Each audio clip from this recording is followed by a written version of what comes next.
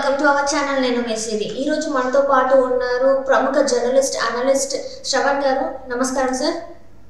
నమస్కారం సార్, ఇప్పుడు ఏంటంటే ఒక హాట్ టాపిక్ వచ్చేసి మన బిగ్ బాస్ 7 విన్నర్ ప్రశాంత్ మీద కేసు నమోదైంది. అది కూడా ఏంటంటే వాళ్ళ ఫ్యాన్స్ అత్యుత్సాహం చూపెట్టడం వల్ల, అంటే ఆర్టిస్టులు బస్సులే కావచ్చు, కంటెస్టెంట్స్ యొక్క కార్లు ధ్వంసం చేయడం అయితే జరిగింది. దీని మీద సజ్జనార్ గారు అయితే యాక్షన్ అంటే కేసులు పెట్టారు.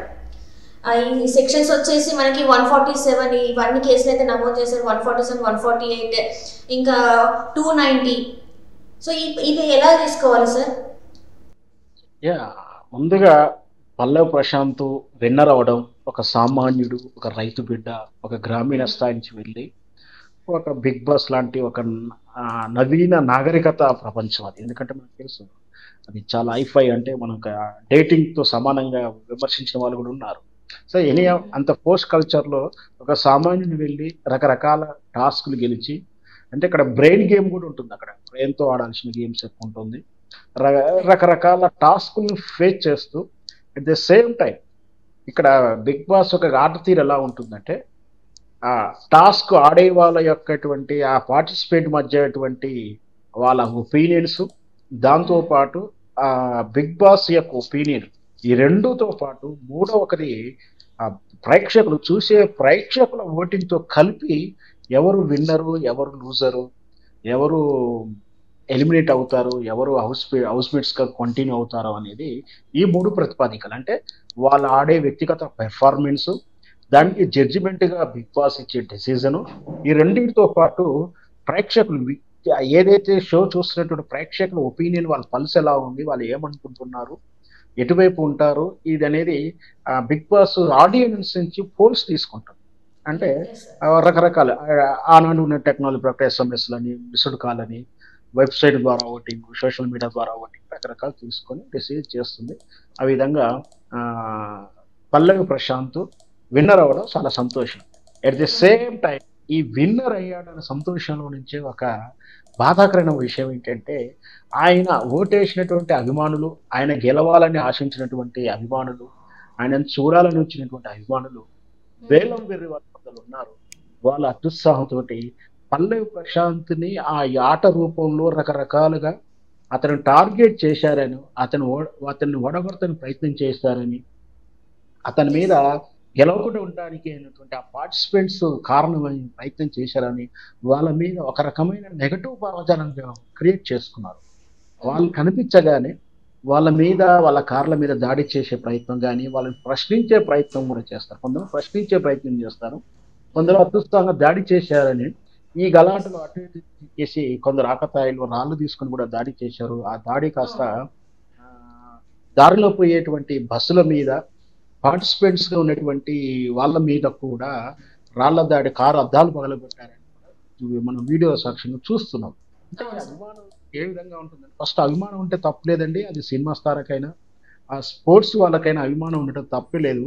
అభిమానం ఇంకా మంచిగా ఉంటే అది ఆరాధన స్థాయికి వెళ్ళాలి, ఒక భక్తిభావం వైపు వెళ్ళాలి. కానీ ఈ ఆరాధన స్థాయి ఒక్కల రూపంలో తప్పుదారి పట్టి అదొకటి వెర్రితనానికి, పిచ్చితనానికి దారి చేస్తుంది. ఇది షాడిజం లక్షణాలు, ఏదైతే విపరీత ధోరణి. ఎందుకంటే మనకు నచ్చిన వాళ్ళు, మన అభిరుచి తగ్గట్టు వాడు గెలవాలనుకోవడం అని అభిమానించి తప్పులేదు. కానీ ఈ విధంగా అభిమానుల పేరు మీద వచ్చినటువంటి ఆకతాయి కుర్రాళ్ళు, నేను అభిమానులు అందరూ అంటలేనండి, అక్కడ బహుశా కొందరు దుడుకు స్వభావం ఉన్నవాళ్ళు, వాళ్ళు అత్యుత్సాహంతో అవతల వాళ్ళు ప్రోక్ చేస్తునో, లేకపోతే వీళ్ళు అనుకున్నది కాలేదనో ఇట్లా గలాట. అంటే జనరల్గా మాస్ కమ్యూనికేషన్, అంటే చాలా మంది మాస్గా గ్యాదర్ అయినప్పుడు తరచూ ఇలాంటి సంఘటనలే జరుగుతుంటాయి. పోలీసులు ఉన్నప్పటికీ, రక్షణ వలయం ఉన్నప్పటికీ, లేదా సెక్యూరిటీ ఇచ్చినప్పటికీ కూడా ఒక్కసారిగా ఊహించని స్థాయిలో లేదా చాలా మంది ఒకేసారి గుమ్మికూడడం వల్ల ముందు ఉన్నటువంటి వాళ్ళు చాలా సమయం ఉన్నప్పటికీ వెనక నుంచి వాళ్ళు ప్రోక్ చేస్తారు, రాళ్ళు వేయడమో, నెట్టి వేయడమో జరుగుతుంది. అలా జరుగుతున్నప్పుడు ఇలాంటి సంఘటనలు ఉంటాయి. పల్లవి ప్రశాంత్ ఆ విధంగా విన్నర్ అవ్వడానికి కారణం ఆ పార్టిసిపెంట్స్ నెగిటివిటీ. అంటే మనకు సినిమా భాషలో చెప్పాలంటే, ఒక హీరో ఇమేజ్ వస్తుంది అంటే, హీరోకు ఒక క్రేజ్ వచ్చిందంటే, విలన్ స్థాయి విలన్ అక్కడ ఉండబట్టి హీరోకి అంత మంచి పేరు వస్తుంది. ఈరోజు పల్లవి ప్రశాంత్ విన్నర్ అయ్యాడంటే ఆయనకు అంత టాస్క్ ఇచ్చి ఆయన టాలెంట్ని బయటకు తీయడానికి కారణాలైనటువంటి ఆ కో పార్టిసిపేట్ మీద వెగటుగా ఏహభాయాన్ని వీళ్ళు కల్పించుకోవడం అంటే వీళ్ళు కుచించుకునేటువంటి మనస్తత్వాలని చెప్పాలి.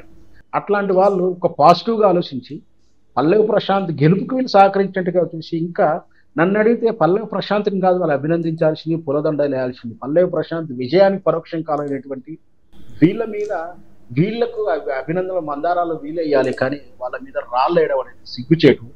వాస్తవానికి ఆ, మొదట ఫస్ట్ రీతు గారి మీద కూడా గీతు రాయల మీద కూడా ఆమె మీద కూడా కారు మీద దాడి చేశారని, Ashwini Covid participate Ashwini car మీద కూడా ఎస్. దాడి చేశారని ఆ, వార్తలు చూసాం. దాంతో పాటు దారిలో పోయేటువంటి బస్సుల మీద ముఖ్యంగా ఆర్టీసీ బస్సుల మీద అం- అంతమంది జామ్ అయినప్పుడు, అంత గలాట జరుగుతున్నప్పుడు, రాళ్ళేస్తున్నప్పుడు కేవలం బిగ్ బాస్ చూస్తానికి వచ్చిన జనమే కాదు, దారిలో పోయేటువంటి ఫ్యామిలీస్ టూ వీలర్స్ మీద కారు మీద వెళ్ళే వాళ్ళు ఉద్యోగాలు చేసుకొని, ముఖ్యంగా బంజారాయిల్స్ ఆ ఏరియా అంటే ఆ టైంలో జాబులు చేసి రిటర్న్ వస్తుంటారు సాఫ్ట్వేర్లు కానీ ఇతర వ్యాపారస్తులు ఎస్. కానీ. సండేగా వీకెండ్ కాబట్టి టూర్కి వెళ్ళి వచ్చే వాళ్ళు ఉంటారు. అట్లాంటి వాళ్ళు కూడా భయాందోళనకు గురయ్యారు రాళ్ళు వేయడం వల్ల. బస్సులో సామాన్యుడు కామన్ మ్యాన్ ఉంటాడు.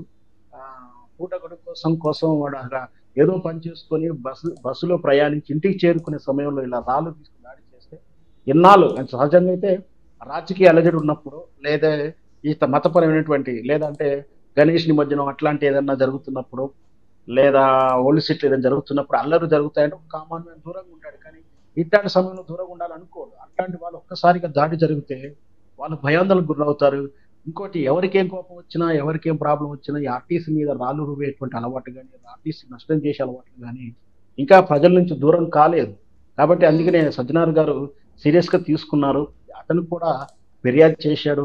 బహుశా ఇది పల్లవి ప్రశాంత్ చేశాడని ఉండదు, వాస్తవానికి కేసు కూడా అంత కారణం ఏం లేదు. అంటే ఎవరైతే చేశారో అభిమానులైతే చెప్పబడుతున్నటువంటి వ్యక్తులు ఎవరైతే చేశారో ఖచ్చితంగా ఈ రోజు ఆ చుట్టూ ఉన్న ప్రాంతాల్లో సీసీ కెమెరాలు ఉంటాయి, వాళ్ళని ఐడెంటిఫై చేయడం ఈజీ అవుతుంది. ఖచ్చితంగా వాళ్ళ మీద కేసు పట్టాల్సిందే, శిక్ష అర్హులు కావాల్సిందే, ఖచ్చితంగా కఠినమైన శిక్ష వేయాల్సిందే. బహుశా పల్లవి ప్రశాంత్కి సంబంధం లేకపోవచ్చు, బట్ బాధ్యత వహించాల్సి ఉంటుంది. దానికి కేసు రీత్యా చూస్తే కొంచెం ఆయనకేం పెద్దగా ఇబ్బంది ఏమి ఉండదు. బట్ ఇక్కడ ఎవరైతే దాడి చేశారో వాళ్ళు ఖచ్చితంగా శిక్షార్హులే. ఖచ్చితంగా ఇంకా కఠినమైన శిక్ష రావాలి, కఠినమైనటువంటి శిక్షలు రావాలి. వాళ్ళని శిక్షిస్తే కానీ ప్రజల ఆస్తిని ప్లస్ సామాన్యుడికి ఇలా భయాందోళన గురి చేసే హక్కు ఎవరికి లేదు. ఎవరినైనా తన ఇష్టమైనటువంటి వ్యక్తిని ఆరాధించుకోవచ్చు, అభిమానించవచ్చు. ఆ అభిమానం కాస్త అతని వ్యతిరేకంగా ఉన్నటువంటి ఆపోజిట్ సైడ్ ఉన్న వాళ్ళ మీద ద్వేషపూరిత వాతావరణంకి మైండ్ సెట్ వెళ్ళడం అనేది నిజంగా సిగ్గుచేటు. అంటే బిగ్ బాస్ అనేది జస్ట్ ఒక షో కదా సార్. ఆ షోలో ఉన్న పార్టిసిపెంట్స్ కూడా ఇంత ఫ్యాన్స్ వచ్చి ఇంత అంటే మన గవర్నమెంట్ ప్రాపర్టీనే కావచ్చు, పబ్లిక్ ప్రాపర్టీనే కావచ్చు, ఇట్లా ధ్వంసం చేయడానికి అంటే ఎందుకు? అంటే వాళ్ళ ఫ్యాన్స్ అని చెప్పుకున్న వాళ్ళు ఒక సామాన్యుని ఫ్యాన్స్గా మేము ఉన్నామని చెప్పేసి, ఓటేసినామని చెప్పేసి వీళ్ళు ఇలాంటి చర్యలకు పాల్పడడం అది అంటే ముందు అంటే ఈ సొసైటీలో ఏం చెప్పాలనుకుంటున్నారు వాళ్ళు ఇలాంటి చేయడం వల్ల? నిజంగా కూడా వాళ్ళు ఏం చెప్పాలనుకున్నారేమో, కానీ ఈ సంఘటన తర్వాత వాళ్ళని శిక్షించడం తర్వాత మనం ఏదన్నా చెప్పే ప్రయత్నం చేయాలి. ఎందుకంటే అభిమానం, ఇంతకుముందు చెప్పినట్టు అభిమానం ఆరాధన వైపు వెళ్ళాలి. అంటే ఆ వ్యక్తిని ఆరాధించేలా ఉండాలి. అంతేకాని ఆ వ్యక్తి పట్ల ఉన్నటువంటి అభిమానం కాస్త ఇతరుల పట్ల ద్వేషంగా మారడం అనేది ఆ ఒక రాక్షసత్వం లేదా పశుత్వంతో సమానం. అట్లాంటి మైండ్ సెట్ ఉన్నటువంటి వాళ్ళకు తగిన శిక్ష వేయాల్సింది. వాస్తవానికి బిగ్ బాస్ మొత్తం ఈ దేశ బిగ్ బాస్ చరిత్రలో, లేదా టోటల్ బిగ్ బాస్ అంటే మనకు నెదర్లాండ్ 1991లో MTVలో స్టార్ట్ అయిందండి ఫస్ట్ ఇది. దాని తాలూకు రూపాంతరాలు చెందుకుంటూ రకరకాలుగా వంతో ఇక్కడికి ఇప్పుడు బిగ్ బాస్ రూపంలో చూస్తున్నాము. ఏదైనా సరే ఇన్నేళ్ల బిగ్ బాస్ చరిత్రలో మొదటిసారిగా ఒక రైతు, ఒక కామన్ మ్యాన్ పార్టిసిపెంట్ గా వెళ్ళడము చాలా సంతోషము. అతను విన్నర్ అయి రావడం మరింత సంతోషం. కానీ ఆయనను అభిమానించేటువంటి ఈ వ్యక్తులు ఏదైతే ఓటేయడం తప్పేం కాదు, ఓటేసి అభిమానించడం తప్పేం కాదు. నా అభిమానం కాస్త ఇట్లా వెర్రిగా తయారడం అనేది ఖచ్చితంగా ఆక్షేపణీయం. ఖచ్చితంగా తప్పకుండా ఇంకా కఠినమైన శిక్షలు వేయాలి. రాబోయే రోజుల్లో ఎలాంటి ఏదైనా సంఘటనలు మరీ పునరావృతం కాకుండా కట్టుదిట్టమైనటువంటి చర్యలు తీసుకోవాలి. అక్కడికి కూడా రక్షణ వలయాలు ఏర్పాటు చేశారు.